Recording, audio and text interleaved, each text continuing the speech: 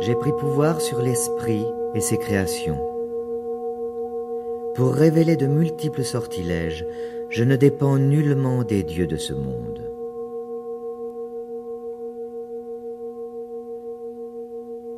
Une vie, une œuvre. Milarepa, un voyage de la magie à l'illumination. Par Claude Métra.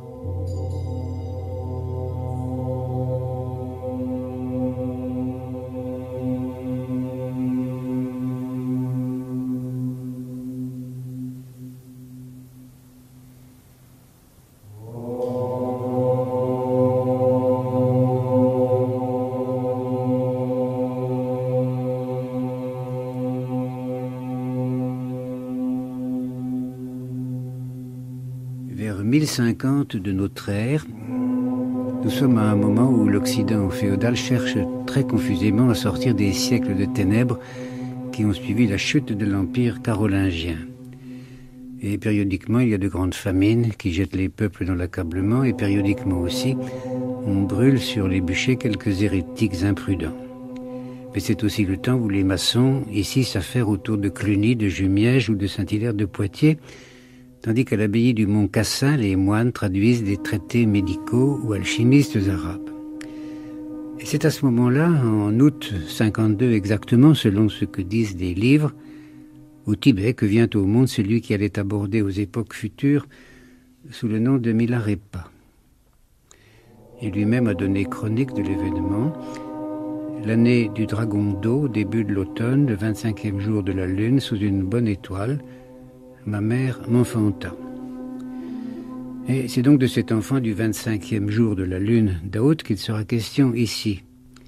C'est une manière de saluer l'apparition du 3e et dernier volume des 100 000 chants de Milarepa, traduit du tibétain et présenté par Marie-Josée Lamotte dans la collection d'Espace intérieur chez Fayard.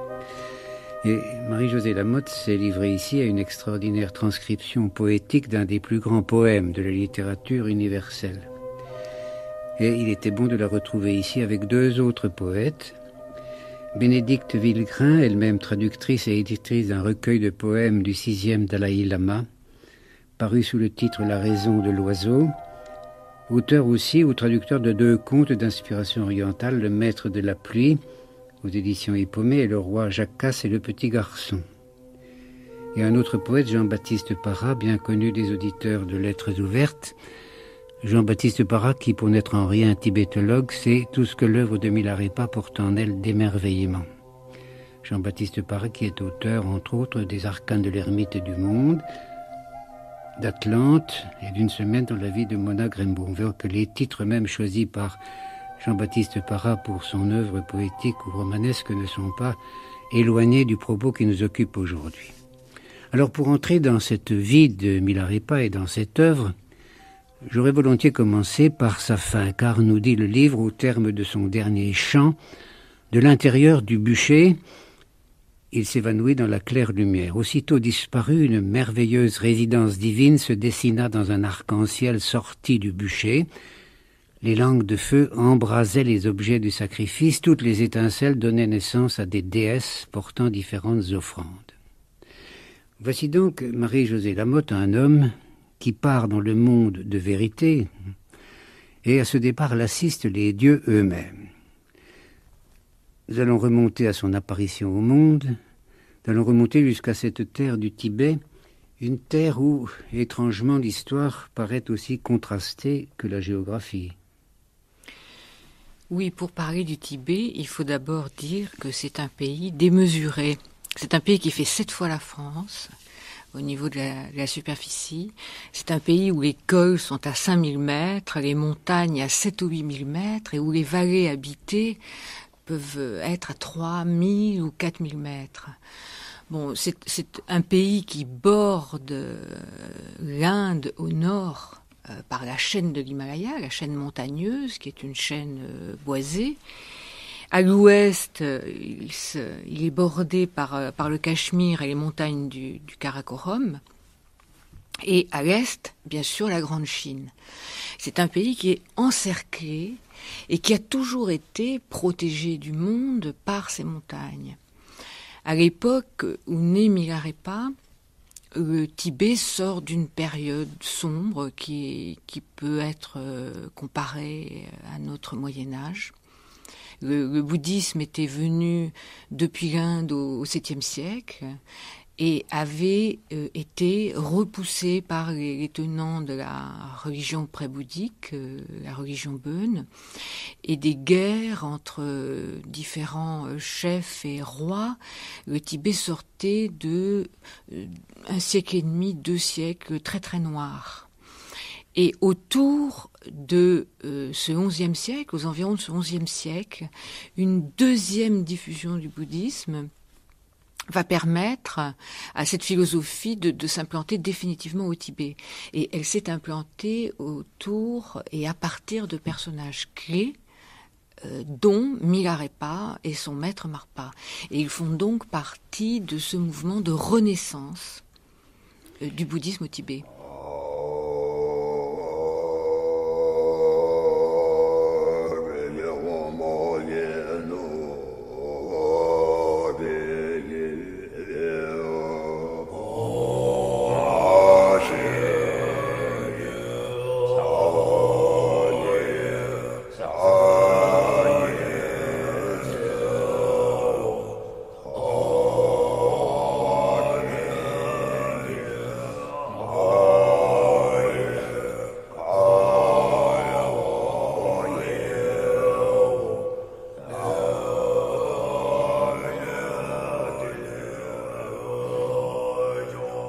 Je suis quelqu'un de singulier.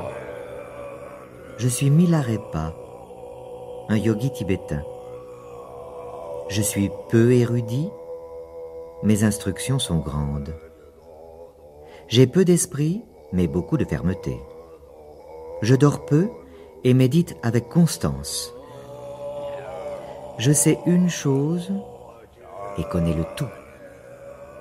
Le tout connaissant, je perçois l'unique. Je suis instruit de la vérité ultime. Ma couche est petite, je m'étire à l'aise. Mes habits sont minces, mais mon corps est chaud. Peu nourri, je suis rassasié. Je suis le but des anachorètes, le point de ralliement des croyants. Je contiens la peur de mort et renaissance. Je ne préfère pas un lieu plutôt qu'un autre. Je n'ai pas de résidence certaine. J'agis sans m'assurer de provision. Dénué d'attachement pour les choses, je ne distingue pas les mets propres ou souillés. J'ai peu de tourments pour m'affliger. Je n'ai que peu de fatuité, peu de passion pour saisir et juger. J'ai dénoué les entraves à la liberté. Je console les vieilles gens, participe au jeu des adolescents. Je suis un yogi parcourant le pays. Hommes et devas, restez heureux de corps et d'esprit.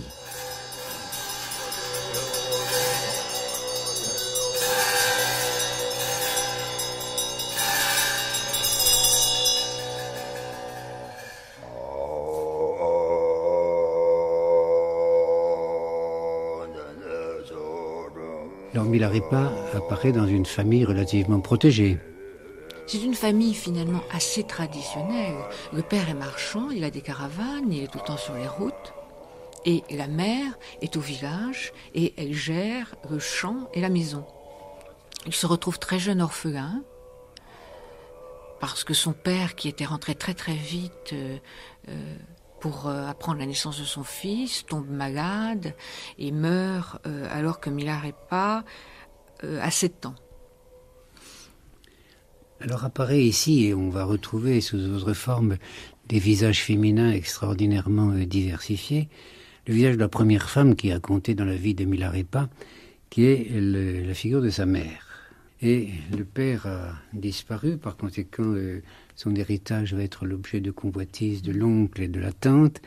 Pratiquement sa famille, la mère et puis ses enfants vont être dépossédés. Et la mère dit à son fils « Il faut que tu t'enquières maintenant de moyens magique pour nous retirer de cette épreuve, pour arriver à nous restituer nos biens. Et elle lui dit, si tu reviens, parce que tu dois partir maintenant à la recherche de ces pouvoirs magiques, si tu reviens sans avoir manifesté dans le pays des signes de ta magie, moi, ta vieille mère, je me tuerai sous tes yeux.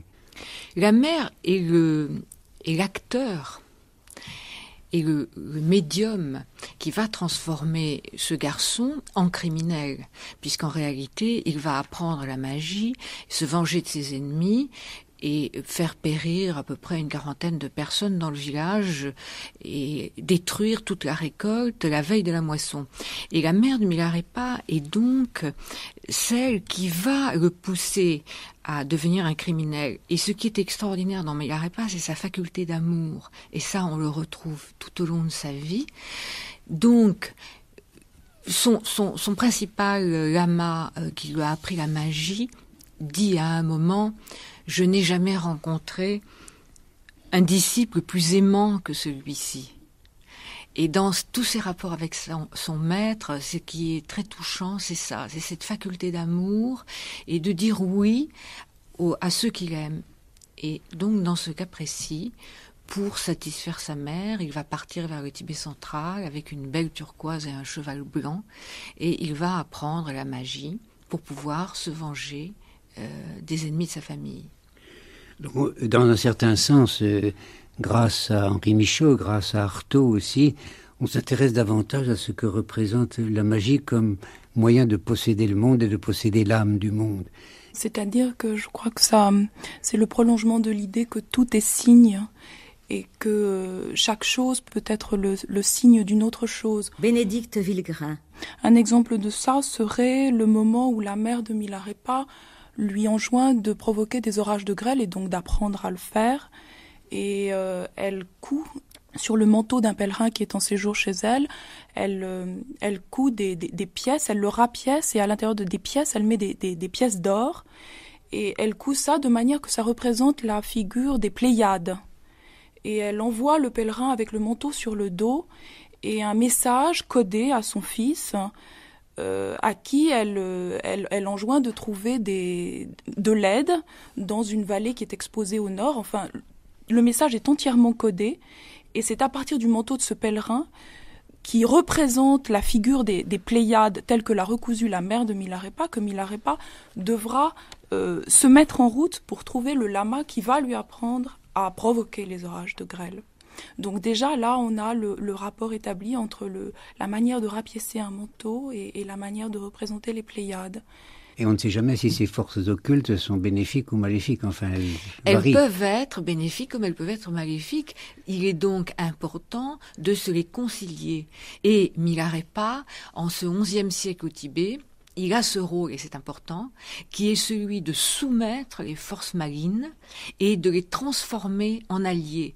Et alors là, on rejoint un point important de la philosophie bouddhique, qui est le travail sur soi-même et qui est le fait de soumettre toutes les forces de la colère, du désir, de la passion, enfin toutes les forces malignes, et de s'en faire des alliés par la créativité.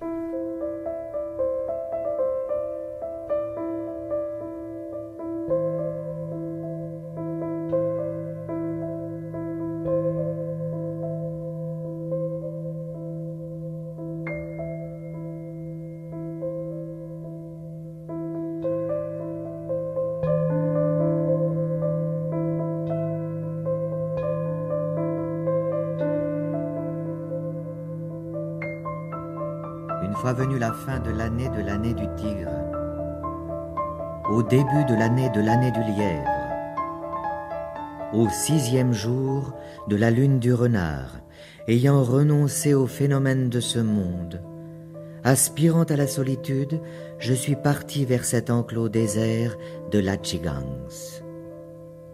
Le ciel et la terre se sont consultés. Ils ont envoyé, sifflant et coupant, le messager du vent. Et l'eau des rivières amplifia ses remous. Ils ont assemblé les nuages pourpres du sud, et le soleil et la lune furent faits captifs. Subissant leur loi, les 8 planètes furent mises au fer. Les 28 constellations fixées comme des perles. Ils domptèrent la claire voie lactée. Le firmament fut assombri par l'orage, puis, à la fin, masqué d'un jet de brume. La neige tomba 9 jours et 9 nuits. Elle tomba 18 jours et 18 nuits avec force. Puissante était la chute, aussi serrée qu'une touffe de laine. Les flocons tombaient en planant, tels des oiseaux, aussi minces que le chat d'une aiguille. Ils tombaient en vrillant ainsi que des abeilles, encore plus petits qu'une graine de moutarde. Ils tombaient roulant au sol comme la grêle. Sous l'effet d'une si grande chute, par force confinés chez eux, les hommes devinrent otages. La famine atteignit le bétail. Et surtout les bêtes sauvages épuisées, les oiseaux privés de vivre, les souris et les rongeurs isolés dans leurs terriers, même les fauves eurent la bouche vide, comme muselés. En ce nouvel an, au milieu d'un tel ouragan, une querelle se joua aux fêtes des montagnes entre le Yogi Mila vêtu de coton, le blizzard des arêtes rocheuses et la tourmente qui déferlait. Victorieuse, la neige tombait mais se transformait en eau. Terrible, le vent hurlait mais se pacifiait sur place, car le vêtement de coton irradiait comme du feu. J'ai enlacé là vie et mort, et donné un exemple d'endurance. J'ai combattu en unissant le tranchant et la pointe de l'arme. Dans la lutte engagée sur ce versant abrupt, j'ai vaincu. J'ai donné un modèle de bravoure à tous les bouddhistes, et jeté un défi à tous les anachorètes. J'ai prouvé la supériorité du seul coton pour développer la chaleur intérieure.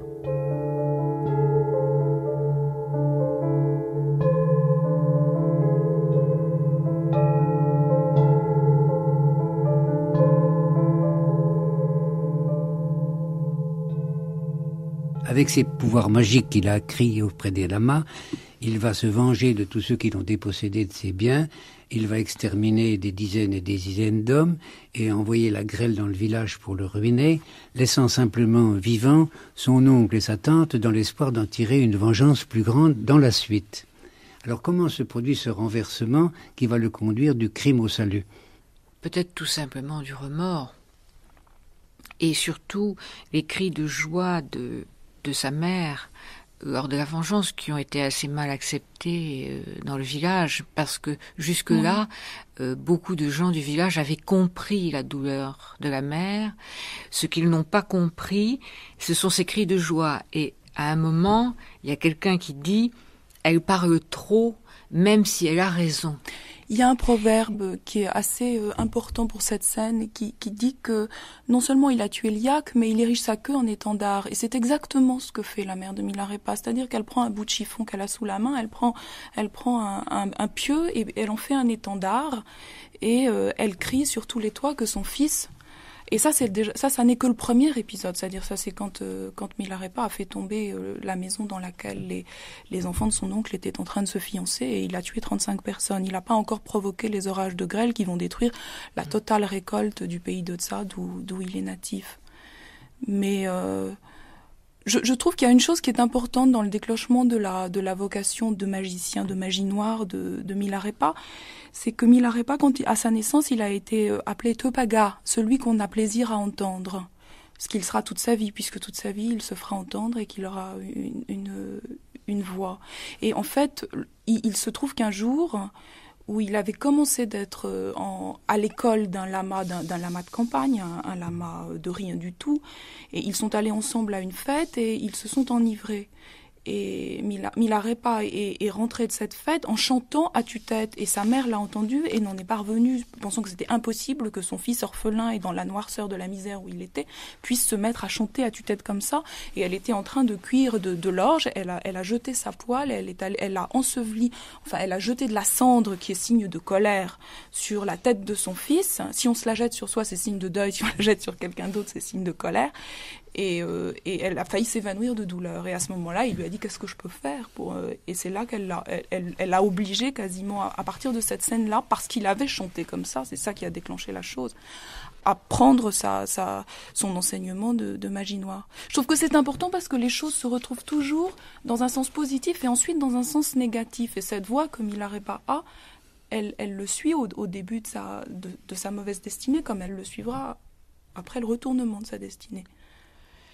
Pour parler de ce qui a conduit Milarépa depuis les maîtres magiciens vers un maître qui lui donnerait un autre enseignement, je crois qu'on peut tout simplement parler de remords, de poids des actions noires et du poids des morts et du poids de la destruction. Je pense qu'au Tibet, comme ici et comme partout ailleurs, on peut tout à fait ressentir ce poids et avoir le sentiment qu'il faut aller vers un autre genre d'action. Bon, quand il entend le nom de Marpa, presque par hasard, ses poils se hérissent sur son corps et il sait qu'il doit partir pour rencontrer ce personnage. Et le chemin est un chemin initiatique et Marpa va lui permettre de réaliser l'éveil en un seul corps et en une seule vie, mais il faut aussi dire que Marpa va se servir des talents de magicien de Milarépa pour éliminer ses propres ennemis. Et ça, c'est incroyable. Mais c'est aussi une mise à l'épreuve, parce que Milarépa, quand il arrive près de Marpa, il est vraiment écœuré d'actions noires et de meurtres. Et malgré tout, il va se trouver face à un maître qui lui commande d'en commettre d'autres. Et il va obéir, parce que quand il a rencontré Marpa, il a fait offrande de son cœur, de son esprit, de sa parole, de son corps. Il a fait offrande de tout, donc il ne peut pas revenir sur cette offrande. Et jusqu'au bout, jusque pratiquement presque au suicide, il va obéir à son maître Marpa et il va se confier à lui, se reposer sur lui. Et c'est la base de tout l'enseignement de maître à disciple dans la tradition tantrique au Tibet. C'est-à-dire que on a de compte à rendre qu'à son maître, à personne d'autre. Et c'est un abandon total de son cœur et de son corps. Et c'est par là que passe la transmission.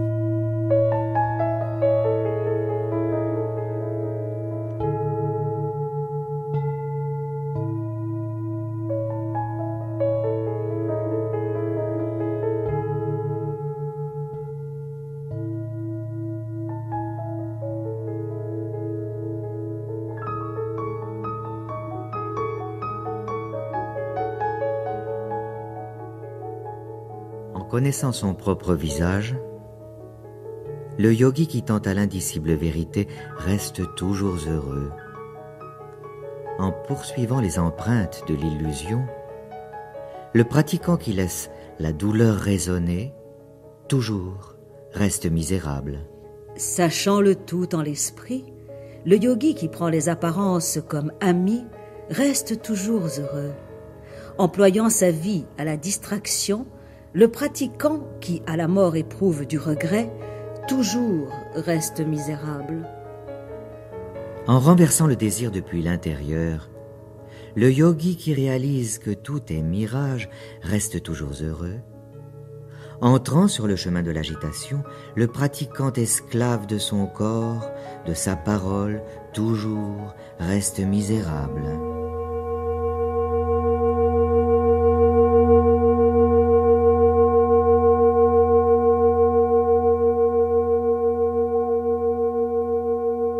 Ayant tout rejeté derrière lui, le yogi qui pratique sans cesse la noble doctrine reste toujours heureux. J'ai le sentiment que dans cette rencontre d'un disciple et d'un maître, il y a un élément qui est très important, c'est la force du visage. Milarépa a dit de sa rencontre avec Marpa, les apparences changèrent dès l'instant où je vis son visage. Et cette situation se reproduit exactement ainsi des années plus tard, lorsque l'un des fils spirituels de Milarépa, Gampopa, rencontre et voit pour la première fois Milarépa. C'est-à-dire qu'avant même que toute parole ait été échangée, c'est comme s'il y avait dans les traits du visage une lumière particulière qui était comme un appel là auquel on ne pouvait pas se soustraire. Et qui est comme si le visage de l'autre, donc du maître, faisait qu'il y avait comme un signe de reconnaissance entre celui qui doit devenir le disciple et le maître, et que déjà une métamorphose s'amorçait dans la reconnaissance de ce visage. En même temps, très fondamentalement, Milarepa est un inspiré. Il fait songer justement à ces sociétés chamaniques anciennes où les aïeux, les ancêtres se penchaient sur les nouveau-nés pour déceler les qualités particulières qui les rendraient comme ça ouverts aux vérités venues de l'autre monde. D'ailleurs, Jean-Baptiste Parra, c'est une chose qui vous est familière parce que j'ai retrouvé la traduction des poèmes de Giuseppe Conte que vous avez publié dans le recueil L'océan et l'enfant. Et il y a des poèmes magnifiques dans lesquels précisément cette jonction de l'âme de l'enfant et de l'âme de l'océan se manifeste avec beaucoup de vitalité. Alors, on se demande dans quelle mesure précisément cette nature inspirée de Milarepa va deviner au fond la présence lointaine de ce Marpa qui l'attend quelque part, et est-il sensible au simple nom de Marpa ou à une image qu'il s'en fait, ou est-ce que c'est le songe qui le porte vers Marpa? Moi, je trouve qu'il y a une chose très étonnante par rapport à ce que vous dites maintenant et que vous disiez tout à l'heure dans les instruments que porte Milarepa avec soi pour demander l'initiation au maître, et en particulier à Marpa, et comment ces instruments sont le signe qu'il y a quelque chose dans le destin de Milarepa qui fait référence à quelque chose de très lointain et à ses aïeuls. C'est par exemple qu'il arrive devant Marpa avec un vase de cuivre, je crois, qu'il avait obtenu en échangeant. Alors, paraît-il qu'il avait 420 mesures d'orge qu'il avait obtenues en mendiant, et il échange un certain nombre de ces mesures d'orge, et c'est le seul moment où Marpa paraît ému. Quand il reçoit Milarepa, il prend ce vase de cuivre, il le regarde, il a 4 ans, il est complètement intact, et Marpa lui met du beurre fondu dedans. Et Marpa dira à Milarepa beaucoup plus tard, après l'avoir fait passer par toutes les épreuves et fait souffrir, il lui dira que le vide de ce vase était prémonitoire du dénuement dans lequel Milarepa allait chercher la voie, et que le beurre fondu que Marpa avait mis dedans était prémonitoire de la grâce que l'enseignement de Marpa allait procurer à la pauvreté de Milarepa.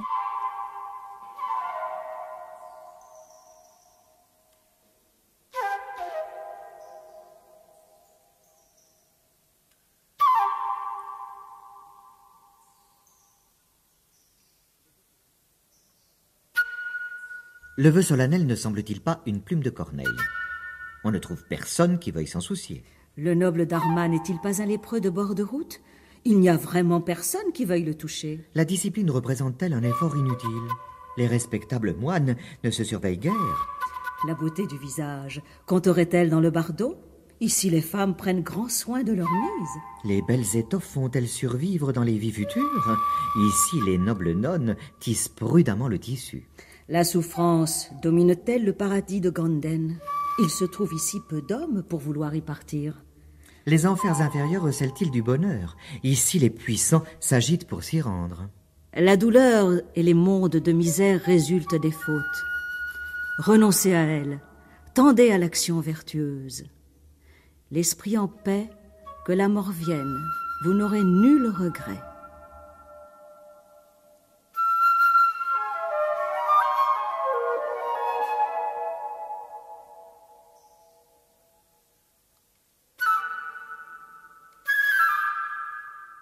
Quand Milarepa arrive, il sait qu'il doit libérer ce disciple qui se présente de ses actes passés.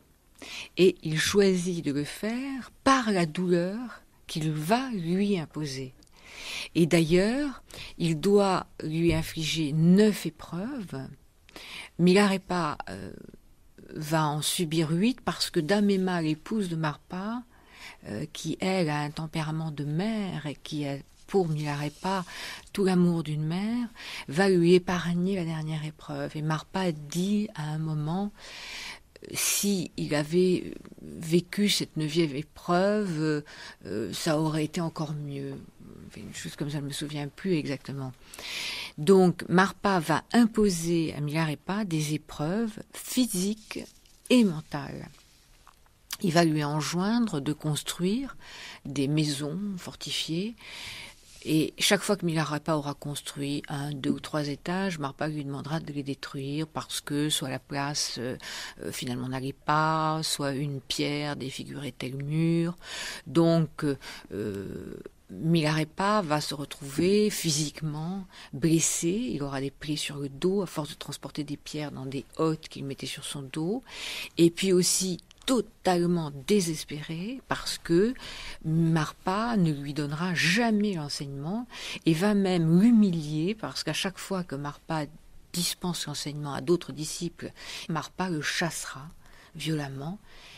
Donc il va briser tout ego et toute possibilité de résistance chez son disciple. Je me suis interrogé sur le sens de cette activité architecturale et maçonnique au sein du Tibet.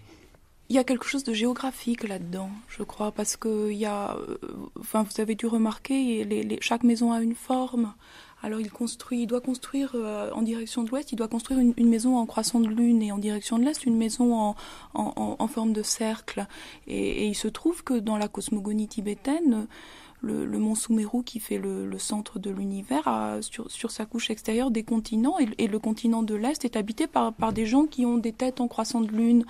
Et donc, pour bien faire, il aurait fallu essayer de construire une maison à l'Est en forme de croissant de lune pour être en accord avec le continent de l'Est. Et Marpa a fait faire à Milarepa exactement l'inverse. Ça, c'est un aspect de la question. En même temps, il lui a fait construire aussi des maisons sur des endroits sur lesquels il avait été prescrit par la société qu'il ne fallait pas construire de maisons, puisque c'était des endroits qui devaient être protégés pour éviter des agressions mutuelles entre les divers clans. Donc il y a les deux aspects, toujours l'aspect cosmogonique et puis l'aspect purement social. En tout cas, tout est contraire dans le projet architectural que Marpa fait faire à Milarepa. En tout cas, dans cette relation de Marpa et de Milarepa, il apparaît avec évidence que le projet d'ensemble de Marpa, c'est au fond de conduire Milarepa aux limites extrêmes de l'humiliation. Alors, l'humiliation, elle peut se concevoir sous deux manières. Il y a celle qu'on subit, qu'on reçoit au fond de l'autre, pas qui cherche à vous détruire. Et puis, il y a l'humiliation qu'on construit soi-même. Et c'est pourquoi, Jean-Baptiste Parra, vous avez au fond rapproché Milarepa de saint François d'Assise, dans la mesure où là aussi il s'agit d'une histoire d'humiliation, mais ce n'est pas la même. Je crois qu'il y a en fait plusieurs points communs qui sont assez troublants. Je dirais pas tant sur le fond, sur la pensée, sur ce qu'on pourrait dégager, je dirais, d'une sorte de message qui s'adresserait davantage à l'intellect, mais plutôt du côté de la vie. Et peut-être est-ce d'ailleurs un point commun à un nombre de saints, de grands illuminés. Il y a cette rupture donc entre le début de la vie de Milarepa qui est placé sous des auspices assez tragiques, assez sombres, et puis tout son chemin, sa route vers l'éveil.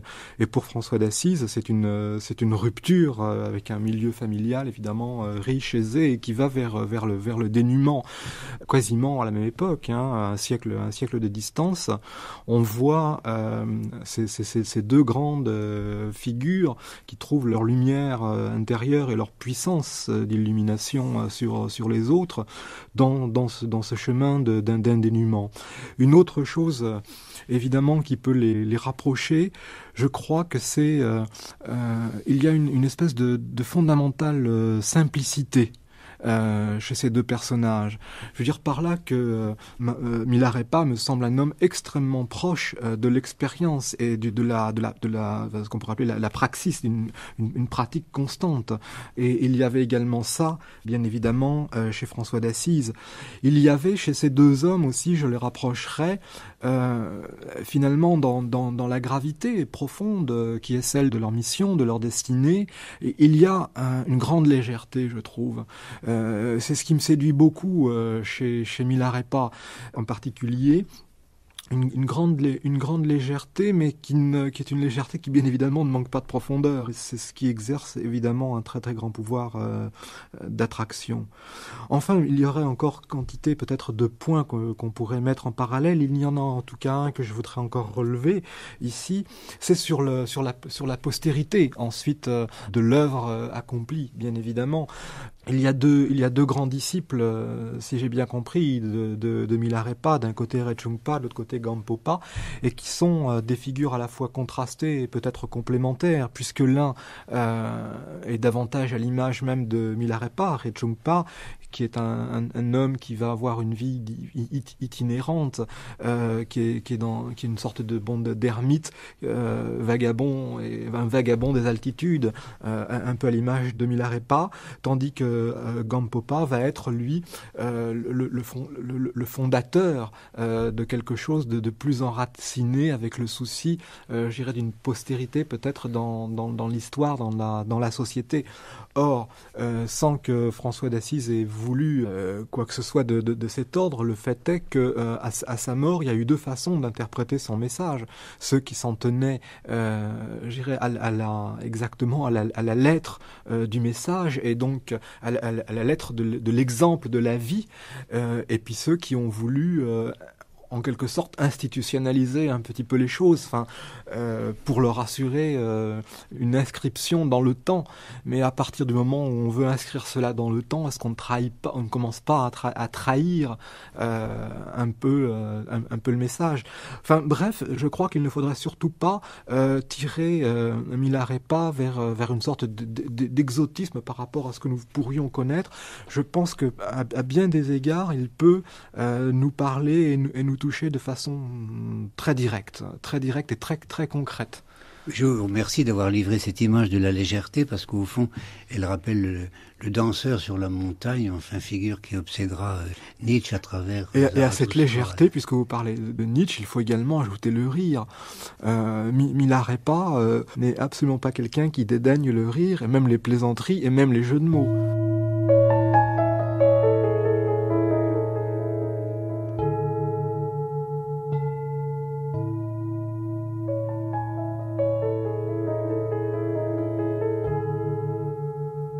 Le bouddhiste qui manque de bienveillance convaincra difficilement un ignorant.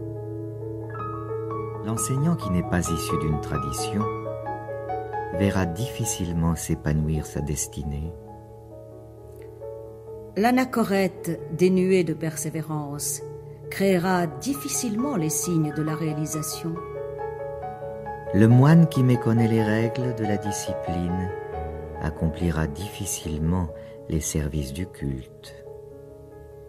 L'ascète sans respect pour le vœu tantrique connaîtra difficilement la grâce de pouvoirs occultes. Les patrons liés par trop d'avarice bénéficieront difficilement d'une aimable réputation. Le yogi qui se paie de mots obtiendra difficilement les circonstances favorables. Les villageois qui n'ont pas réfléchi à la loi du karma comprendront difficilement la vacuité même. Le religieux en désaccord avec la doctrine trouvera difficilement un nouveau foyer. Sans aucun doute, vous êtes confiants, chers enfants, mais la liberté s'obtient difficilement.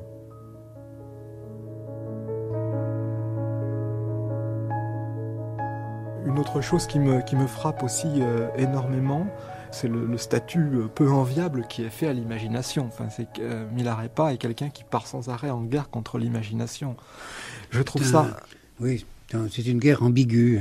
Ambiguë, mais ce que je trouve extrêmement intéressant, c'est que ça déblaye le terrain pour une qualité à mes yeux éminente, qui est celle de l'attention. Se garder d'une imagination débordante permet de réserver ses forces sur quelque chose d'extrêmement important, qui est l'attention. Une autre chose aussi, je trouve, d'extrêmement fort et intéressant dans sa pensée, dans sa manière d'être, c'est l'infinie souplesse, en fait. Et c'est la réversibilité, la compatibilité des contraires. Par exemple, il dit à un moment, je restais en marge et pourtant je pénétrais au centre. Et je trouve il a une pensée éminemment paradoxale. Et je trouve ça extrêmement stimulant. L'imagination est effectivement le principal démon, parce que tous les démons auxquels nous sommes confrontés, on apprend que ce sont des créations de l'esprit, c'est donc l'imagination. Et c'est vrai qu'à la base du travail sur soi-même, qui est l'enseignement de Marpa à Milarepa et de Milarepa à ses disciples, c'est donc d'être conscient au moins qu'il s'agit de sa propre imagination et qu'il n'y a aucune réalité dans les trois quarts des jugements que nous portons, puisque nous pouvons être à côté les uns des autres et porter des jugements totalement différents sur la personne qui est en face de nous. Mais peut-être cette imagination, on la retrouve aussi dans le monde onirique, car il est frappant de voir l'importance, ou du moins la place que tiennent les rêves dans le récit de la vie de Milarepa. Moi, je trouve très étonnant de voir la part que prend le rêve dans le moment où Rechungpa a l'inspiration de demander à Milarepa de lui raconter sa biographie et où Rechungpa a l'inspiration qu'il sera donc quasiment l'auteur, c'est-à-dire qu'en fait, il sera pas l'auteur, mais il va être l'auditeur, ce qui revient presque au même que d'être auteur chez les Tibétains, d'être l'auditeur de la biographie de Milarepa. Et en fait, c'est un moment où Rechungpa se sent transporté dans le paradis de Ugyen, qui est un paradis où règne une divinité de la sagesse et qui attend que soit dite la très merveilleuse vie de Milarepa, qui devra venir à la suite de toute une série de merveilleuses vies qui ont été racontées avant par Akshobhya. Et ce rêve se concilie avec des irruptions de réalité dans la pensée de Rechungpa, à savoir, il se demande tout d'un coup où est Milarepa, s'il est dans le monde des vivants ou bien s'il est déjà dans le paradis qu'on appelle Woming, le paradis duquel on ne retombe plus, et il sait plus très bien où est Milarepa. Et moi, ça m'a vraiment fait penser à un épisode en particulier de l'inspiration de Nerval, quand il est en train de s'apercevoir qu'il a perdu cette femme qu'il appelle Aurélia, et dans lequel il a la sensation que le rêve n'est qu'un prolongement de la réalité, moins les relations que la réalité nous présente et qui sont des obstructions de la vérité, de véritables relations entre les choses. Et je trouve qu'il y a un lien à faire entre cette inspiration littéraire de Rechungpa et celle de Nerval, et probablement d'autres romantiques, d'autres manières d'aborder l'inconscient. Je pense que chez Nerval, justement, il y a l'espérance que la nuit porte en elle le secret de sa propre connaissance, enfin la révélation qui est destinée à lui, spécialement. Oui, de lui comme destinataire, oui.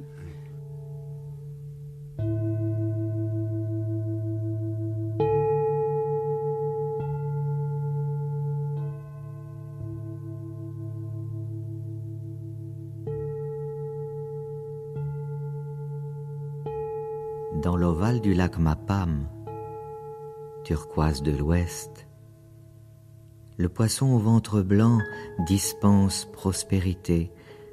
Danseur de l'onde, il tourne merveilleusement ses yeux d'or. Tandis qu'il s'élance vers la nourriture convoitée, hameçon ferré, n'engagez pas les hostilités.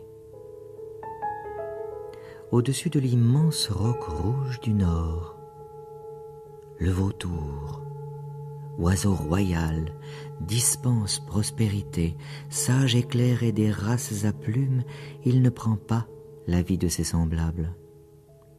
Tandis qu'il cherche sa pitance au faîte des trois monts, filet de cordes, n'engagez pas les hostilités.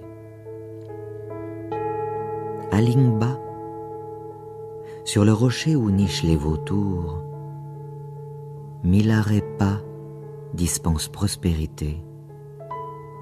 Méditant pour le bien des autres et de lui-même, il a offert cette existence en gage de vérité. Ayant formé son esprit au sublime éveil, avec un corps, avec une vie, il réalise fermement l'état de Bouddha. Toi, la démone, n'engage pas les hostilités.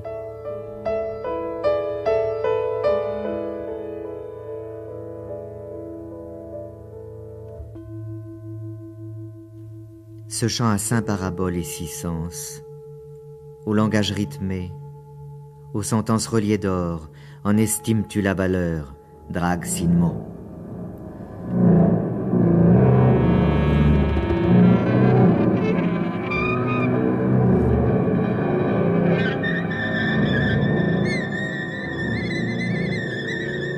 Au cœur de la voûte bleue, là-haut, lune et soleil dispensent prospérité. Depuis les merveilleux palaces, résidences des dieux, on dit qu'ils dissipent l'obscurité des mondes. Tandis qu'ils encerclent les 4 continents sans toujours maîtriser leur éclat, pourquoi la planète Raoult engagerait-elle les hostilités si elle n'était éblouie par un excès de lumière? À Lingba, sur le rocher où nichent les vautours, Milarepa dispense prospérité, méditant pour le bien des autres et de lui-même, ayant formé son esprit au sublime éveil, avec un corps, avec une vie. Il réalise fermement l'état de Bouddha. On dit qu'il guide les êtres des 6 mondes.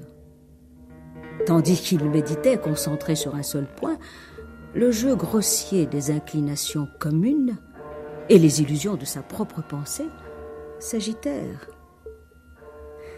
Si l'imagination ne s'était pas en ennemi dressé, moi, Drag Sinmo, pourquoi aurais-je engagé les hostilités? De l'esprit naît ce principe démoniaque des raisonnements ordinaires. Si vous ne connaissez pas la réalité de l'esprit, avancez à votre façon. Je ne vous suivrai pas. Si vous ne réalisez pas la vacuité de l'esprit, sans fin viendront d'autres dangereux démons.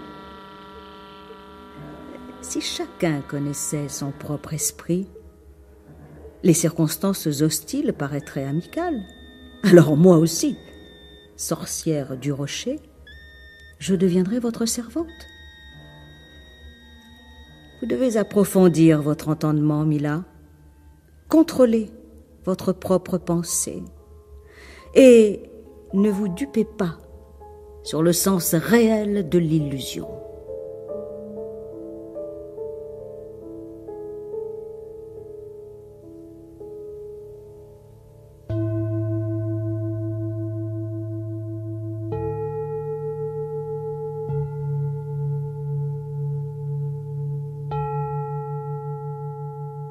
Milarepa, il est universel parce qu'il parle de la douleur. Et que la douleur, c'est un mot qui a du sens au Tibet, comme ici en France, en ce siècle, et comme partout dans le monde.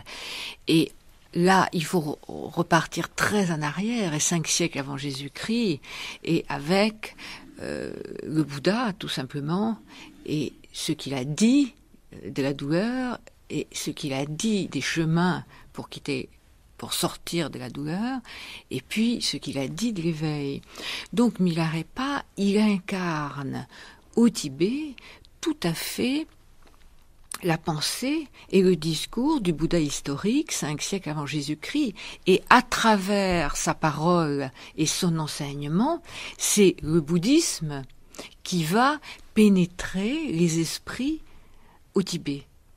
Donc, ce qu'il dit, c'est le monde est douleur, nous vivons la douleur, comment sortir de là et comment arriver à un état où la douleur ne disparaît pas, mais où elle devient toute relative, c'est-à-dire qu'elle est acceptée au même titre que le bonheur. Parce qu'en réalité, il n'y a pas à mettre d'échelle de valeur entre la douleur ou le bonheur. Ce sont 2 choses qui se présentent et qu'il faut savoir accepter. Et l'éveil, peut-être il est là. Il est de ne pas choisir entre ce que j'aime, ce que je n'aime pas, ce qui est douloureux ou ce qui est bienfaisant. Il y a une scène assez curieuse comme ça, quand il est en train de soumettre Narobenchung, l'espèce de divinité ou monstre Benpo qui habitait la montagne Kailash, la montagne qui est la représentation donc, du centre du monde et qui est la montagne la plus importante du Tibet. Et il rivalise de phénomènes magiques et Milarepa fait appel au Dakini. Il y a des apparitions qui se font dans le ciel pour prouver la puissance et la supériorité de Milarepa, et il est dit dans le texte, c'est assez joli, que malgré sa sérénité, je crois que c'est le mot, malgré sa sérénité, Milarepa pouvait pas s'empêcher d'être ravi. Comme s'il y avait vraiment une opposition entre le fait d'être content et le fait d'être paisible. Oui, et parfois il saute de joie. Mais je vais raconter aussi une autre anecdote. Un jour où on parlait, où le texte abordait la claire-lumière qui se présente au moment de la mort, que ce soit la mort physique ou tout simplement de la mort d'une expérience, au moment d'un passage dans la vie. Donc il y a toujours cette idée, on retrouve dans le Bardo, le livre des morts tibétains, de la claire-lumière qu'il s'agit de savoir saisir à ce moment-là pour se libérer. Et je dis au maître tibétain avec lequel je travaille, comme une boutade, je lui dis, c'est facile finalement, on sait qu'il y a la claire-lumière, qu'à ce moment-là, la claire-lumière, il y a juste qu'à sauter dessus. Et il m'a répondu, oui, si vous avez effectivement 2 bols devant vous, un bol de fraises bien sucrées et puis un bol d'excréments, vous êtes capable de manger le bol d'excréments avec le même plaisir que vous aurez à manger des fraises à la crème.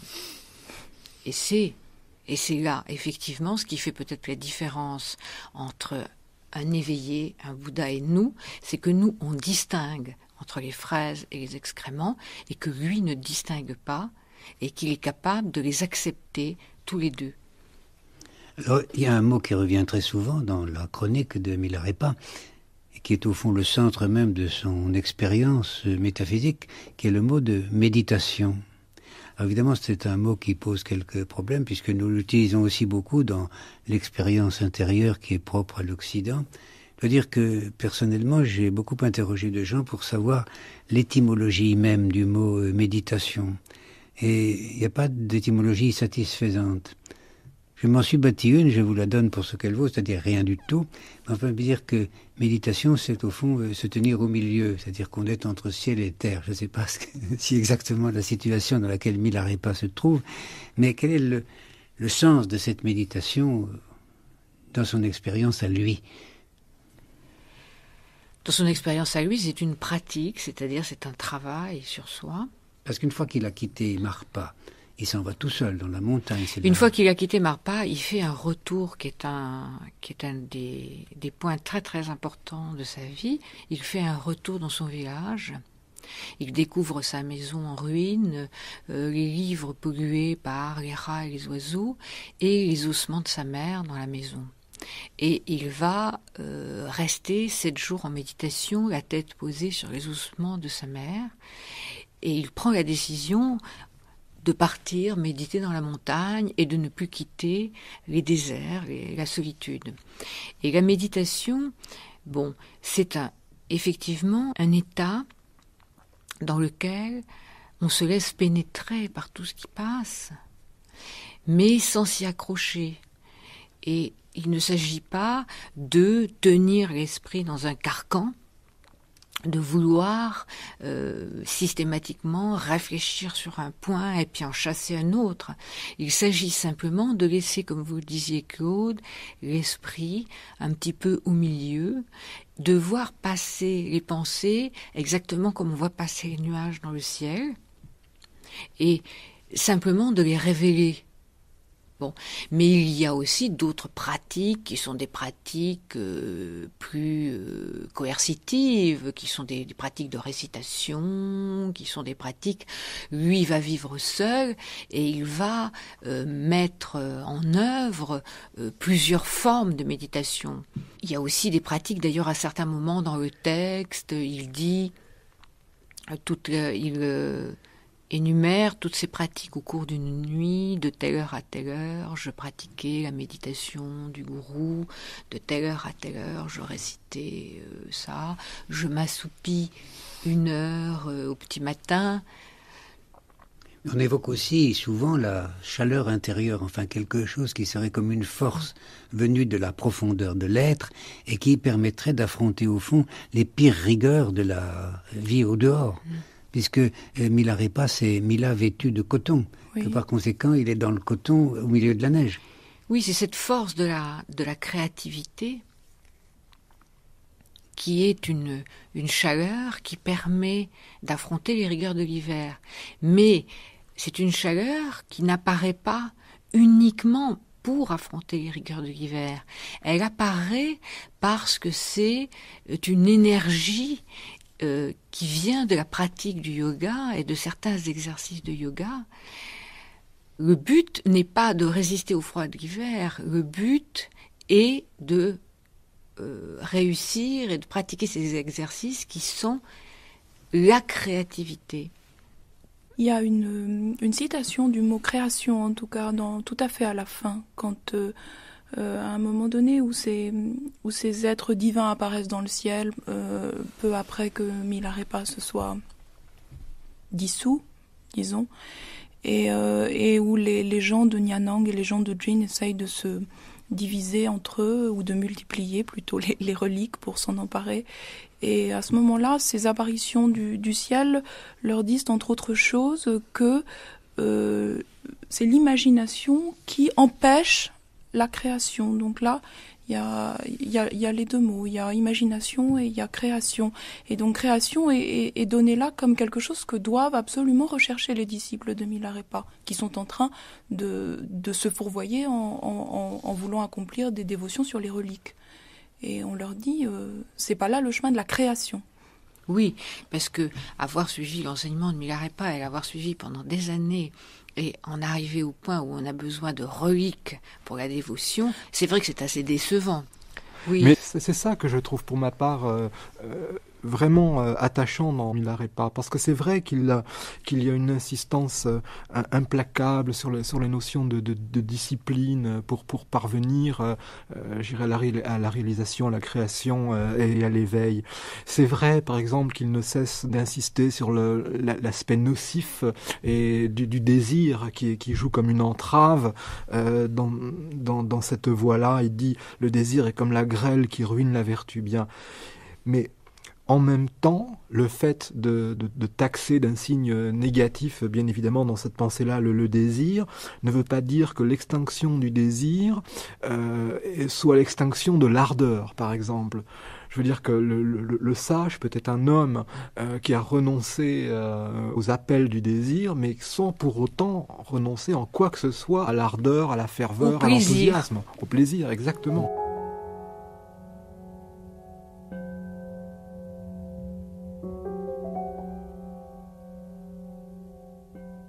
Parce que je me suis longtemps livré aux austérités, que les obstacles et les erreurs s'effacent devant ceux qui dans l'avenir seront capables de méditer. Mes séjours et les lieux de mes nuits, tous les objets qu'ils contiennent, qu'ils donnent du bonheur au pays.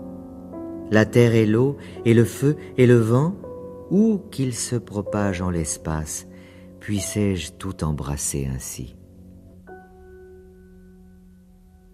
Chose dont on a peu parlé et pour Bénédicte Villegrain. Marie-Josée aura probablement pas mal d'idées, c'est toute la partie assonante aussi de la langue, c'est-à-dire que c'est quand même très musical.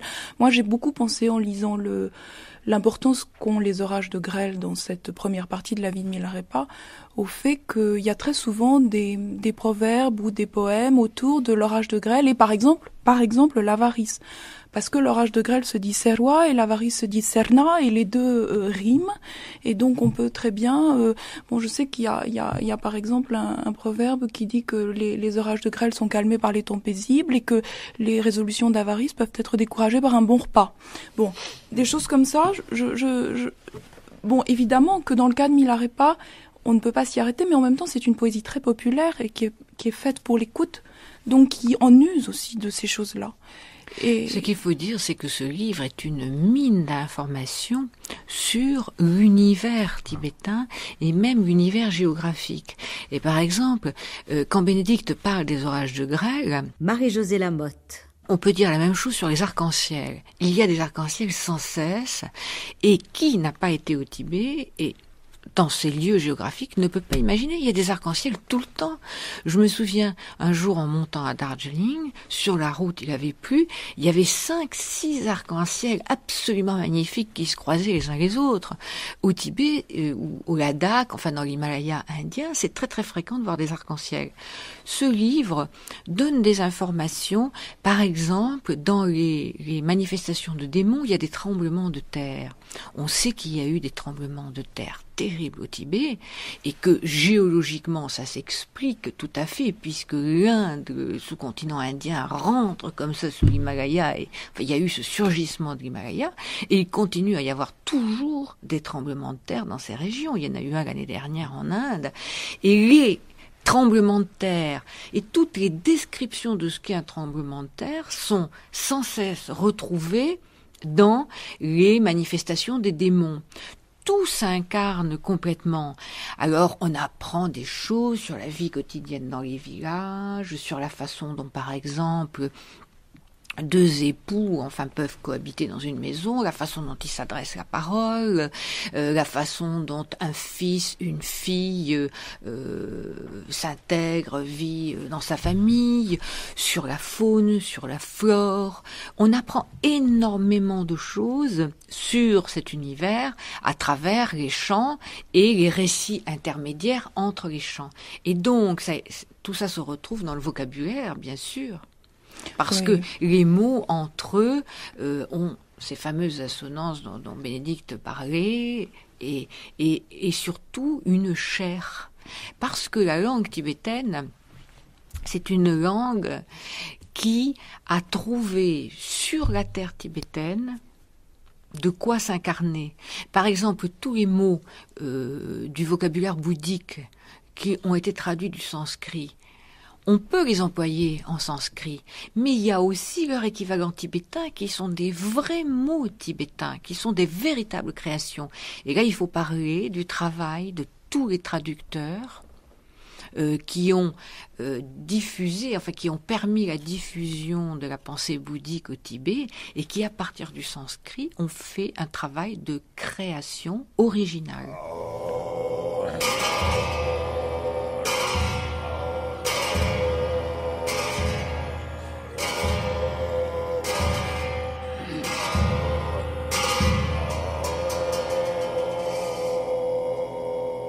Rechung Dorje Drakpa, toi qui maîtrises l'étude et la réflexion bouddhique, comprends bien ce que je te dis. Avant que naisse la foi et le besoin du dharma, n'extorque pas d'aumône pour le seul plaisir, sans la réalisation de la réalité première. Ne te vante pas de ta ligne philosophique, sans l'entraînement de la connaissance intérieure. Ne te livre pas en spectacle dans la méditation. Qui ne sait garder vivantes les instructions, qu'il ne cherche pas de secret dans les textes, qui ne sait enseigner la doctrine profonde, qu'il ne séduise pas les esprits simples, qui ne sait accroître ses propres mérites, qu'il ne se querelle pas pour les biens d'autrui. Sans un renversement intime de l'attachement, ne présente pas au culte de piteux aliments. Sans avoir purifié les empreintes de leurs projections, ne fais pas de prophétie en forme de devinette. Avant d'avoir rendu manifeste l'insurpassable, ne recherche pas la dévotion de bienfaiteur. Qui est incapable de la plénitude des vertus, qu'il ne s'éloigne pas de son lama. Reste ici, Rechung. Ne pars pas, fils.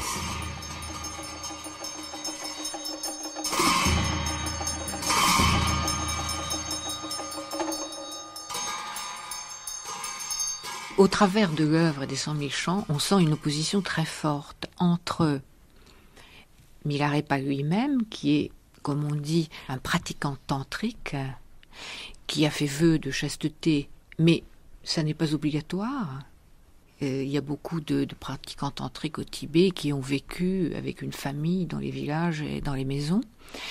Et c'était aussi une façon de ne pas être assumé par la communauté, puisque matériellement, ça leur permettait de s'assumer. Et d'autre part, cette opposition, d'autre part, avec les moines. Et c'est vrai que certains ecclésiastiques prennent Milarépa à partie constamment parce qu'ils lui reprochent finalement d'être non conventionnel, il lui reproche de ne pouvoir s'intégrer dans un schéma qui est le schéma du monastère avec toutes ses pesanteurs. D'ailleurs, Milarépa dit sans cesse qu'il faut vivre sans toit et sans livre. C'est encore un point commun avec François d'Assise, ce vœu, j'irais, de pauvreté, et d'autre part l'opposition de François d'Assise avec les autorités ecclésiastiques de son temps. Enfin, il a quand même eu un peu maille à partir avec elle. Et j'avais oublié de le signaler tout à l'heure, mais c'était encore un point commun. C'est un de leurs points communs. Et Milarépa s'en prend souvent à ces ecclésiastiques qui considèrent que leur mission est un petit peu celle de fonctionnaires de la spiritualité. Donc ça, c'est toujours valable. Depuis des siècles et des siècles, ça existe et ça existera. Et donc sa mort est provoquée par un de ces personnages, qui est un personnage riche et influent, et qui est finalement jaloux de la dévotion que portent les villageois à Milarépa, et qui va se servir d'une femme avec laquelle il cohabite, et il va donc promettre à cette femme une très belle turquoise pour qu'elle porte du yaourt empoisonné à Milarépa. Milarépa a cette prescience divine qui lui permet donc de savoir ce qui va se passer. Il révèle à cette femme qu'il sait, mais il va malgré tout, puisqu'il considère qu'il a accompli son œuvre, et que sa présence finalement n'apporterait plus rien au point où il en est, et au point où en sont ses disciples, il va donc accepter de prendre le yaourt. Et là, il y a tout un passage encore où la magie se réapparaît parce que ce fameux Geshe Tsapupa qui lui a fait envoyer le poison va lui dire « Mais oui, vous êtes malade, mais si vous aviez tous les pouvoirs magiques que vous auriez, vous seriez capable de vous débarrasser de cette maladie. » Et Milarépa lui répond « Oui, j'en suis capable, mais je n'ai pas envie de le faire parce que ça serait une magie gratuite qui n'aurait aucun sens. » Et finalement, pour convaincre ce fameux ecclésiastique qu'il est capable, il va transporter sa maladie et le poison sur une porte qui va voler en éclats. Et donc il y a toute une joute encore jusqu'à la fin. En réalité, son temps est venu et il accepte de mourir, que ce soit par le poison, par autre chose, il doit mourir. Et là, il y a aussi toute une bagarre entre des disciples de différents villages qui veulent tous pouvoir organiser la crémation dans leur village.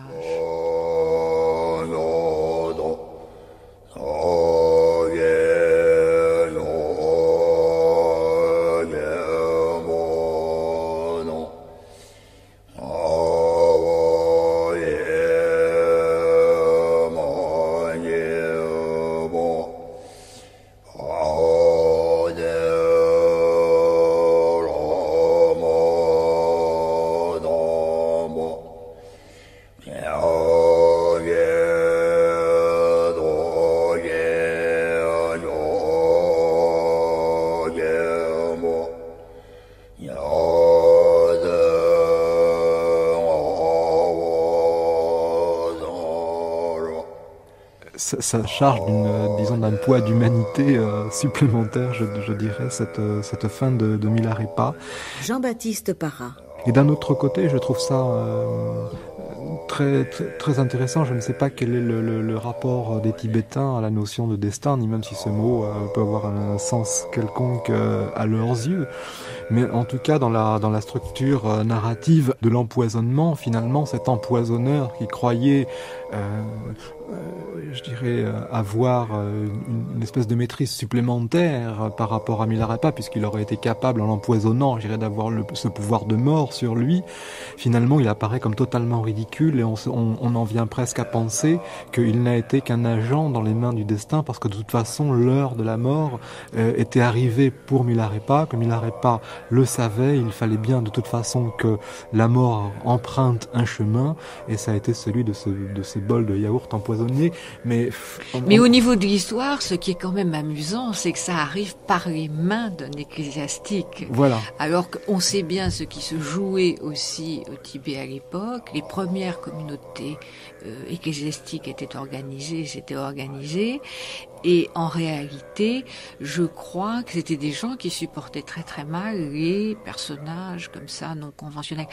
Moi, je voudrais renchérir sur cette idée de la non-convention et à quel point c'était populaire, le fait de la non-convention sociale. Il y avait au XIe siècle, aussi en même temps que Milarepa faisait son œuvre, s'est répandu ce cycle qu'on appelle les contes du cadavre, sur lequel j'ai pas mal travaillé, et il date, enfin, on prétend qu'il date de cette époque-là. Et il y a un conte à l'intérieur des contes du cadavre qui montre une jeune femme apprenant à ramener du pays des morts des instruments qui vont lui permettre de ressusciter un roi qui l'a aimé, elle. Si tant est qu'on puisse dire qu'il y a parfois des expressions d'amour entre un homme et une femme dans des histoires tibétaines. Et elle le fait, elle rapporte les instruments de cette résurrection en pratiquant de la manière suivante, c'est-à-dire que dans ce pays, elle insulte toutes les sources qui, d'habitude, étaient honorées et dans lesquelles on se baignait. Et elle honore de dévotion des sources qui étaient particulièrement dégoûtantes et dans lesquelles personne n'aurait osé mouiller son pied.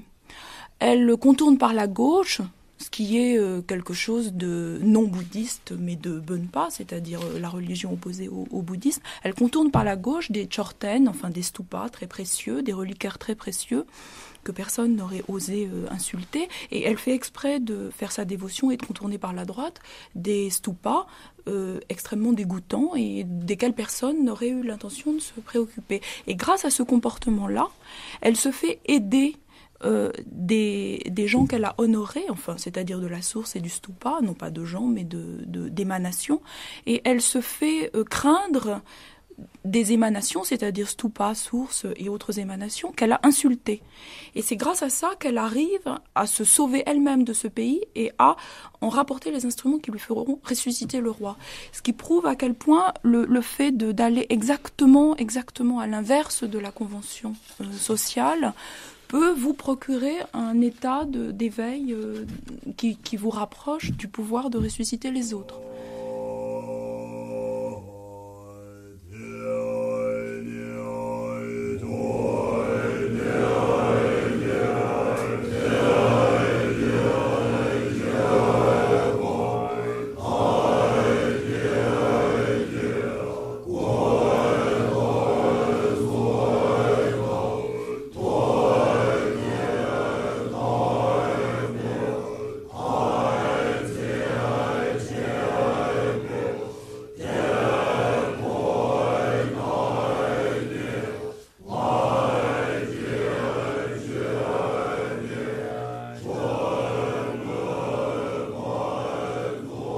Disciples ici réunis, écoutez.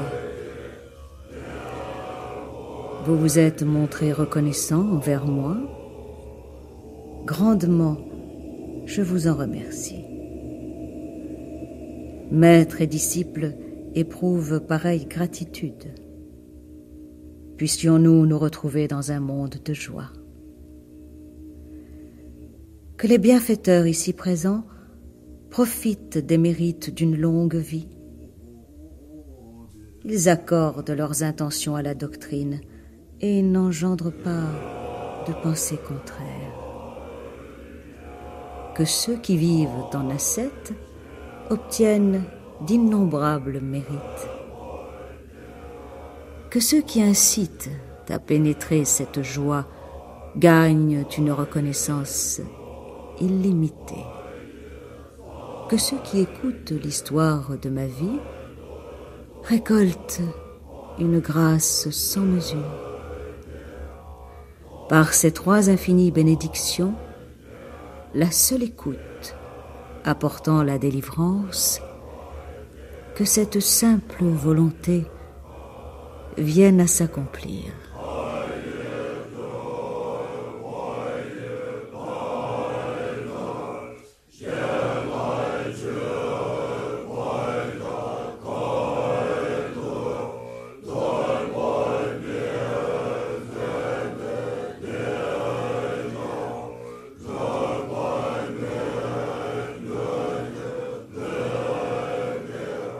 Il faut dire une chose, c'est que le Tibet devait être une société très oppressante. Et c'est peut-être pour ça qu'il y avait autant d'ermites et autant de gens qui sont partis méditer dans les montagnes désertes. Oui. De la même façon qu'on peut dire la même chose sur le Bouddha, quand on voit encore ce que c'est que la plaine du Gange, que le bruit, que l'agitation, de ce que peut être le monde indien. Et là, il y a quelqu'un qui a parlé de retrait, de silence, de méditation. Et ça devait être très très important dans le milieu dans lequel il vivait. Et je pense que la société tibétaine était une société très hiérarchisée et qui peut-être n'acceptait pas aussi facilement des gens hors normes, hors convention. Peut-être qu'elle a créé tout ce mouvement d'érémitisme et de retrait du monde.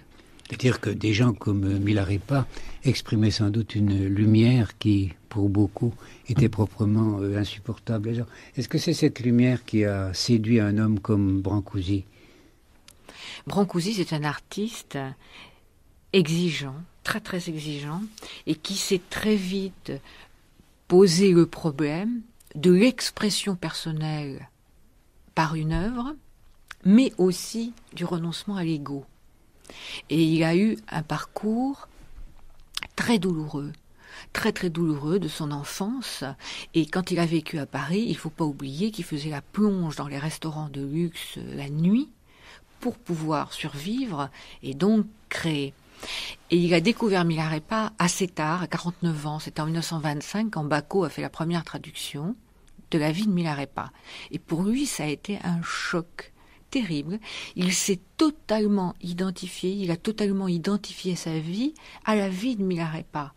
Et à partir de là, il n'a plus cessé de poser le problème de son œuvre autrement qu'en termes de réalisation spirituelle, jusqu'à sa dernière création dans son village en Roumanie, à Târgu, où il a créé ces 3 monuments, dont le premier s'appelle la table du silence, et qui pour lui est le symbole du recueillement du départ vers la pratique spirituelle.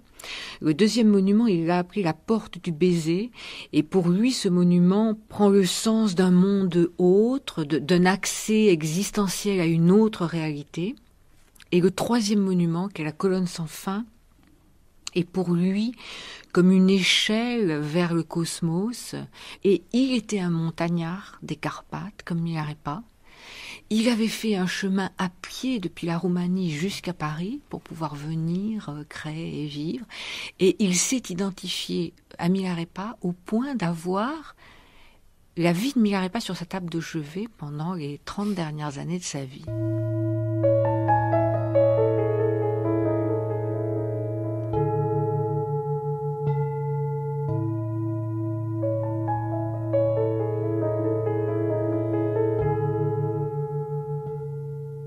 Les êtres saints ont médité continuellement le feu divin, chaleur mystique de la sagesse.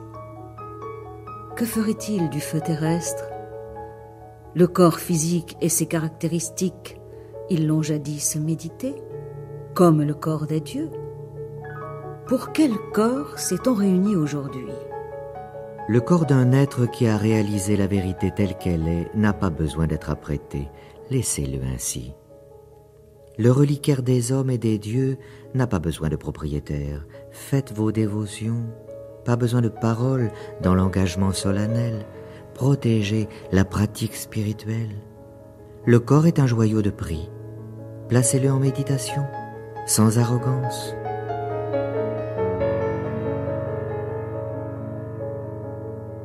Quelle est votre ultime image que vous avez de Milarepa ?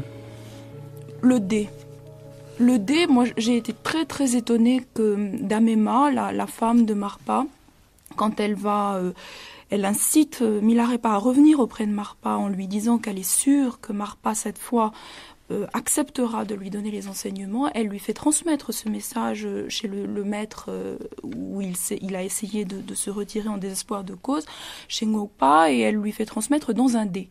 Et Milarepa est extrêmement fâché de ce dé parce qu'un de ses ancêtres avait perdu tout son bien en jouant son bien au dé, et que donc sa lignée était désobligée par l'existence du jeu et l'existence du dé.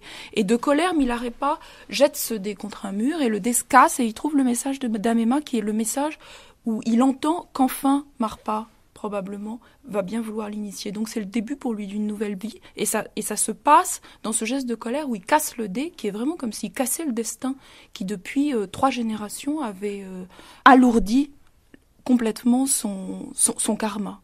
C'est le début de sa délivrance. Dire que le message est caché et il faut briser la carapace qui le dissimule. Oui, et briser l'aléatoire, le goût du jeu.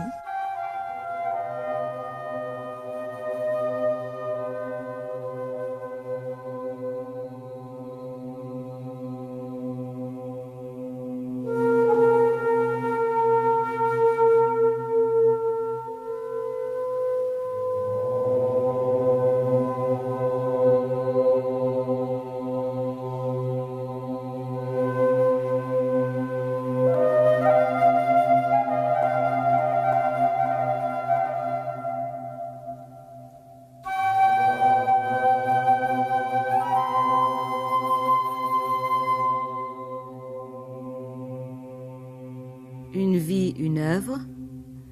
Milarepa, un voyage de la magie à l'illumination. Par Claude Métra. Avec Marie-Josée Lamotte, Bénédicte Villegrain et Jean-Baptiste Parra. Texte Milarepa, les 100 000 chants. Traduit du tibétain par Marie-Josée Lamotte, aux éditions Fayard. Lu par Tamila Mesbah-Détraz et Claude Aufort. Réalisation Maurice Biard, Mireille Gauthier, Jean-Pierre Juncker, Jean-Claude Loiseau.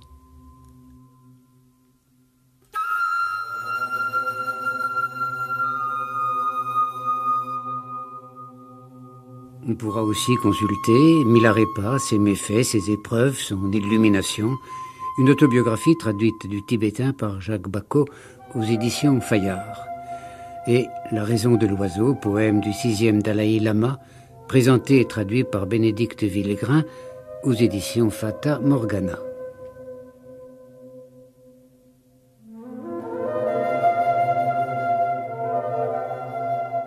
La célébrité de Milarepa est grande. Ce n'est pourtant qu'un vieillard dormant nu. Sa bouche livre de petits chants. Sa main étreint un bâton ferré. Il n'y a là rien d'extraordinaire.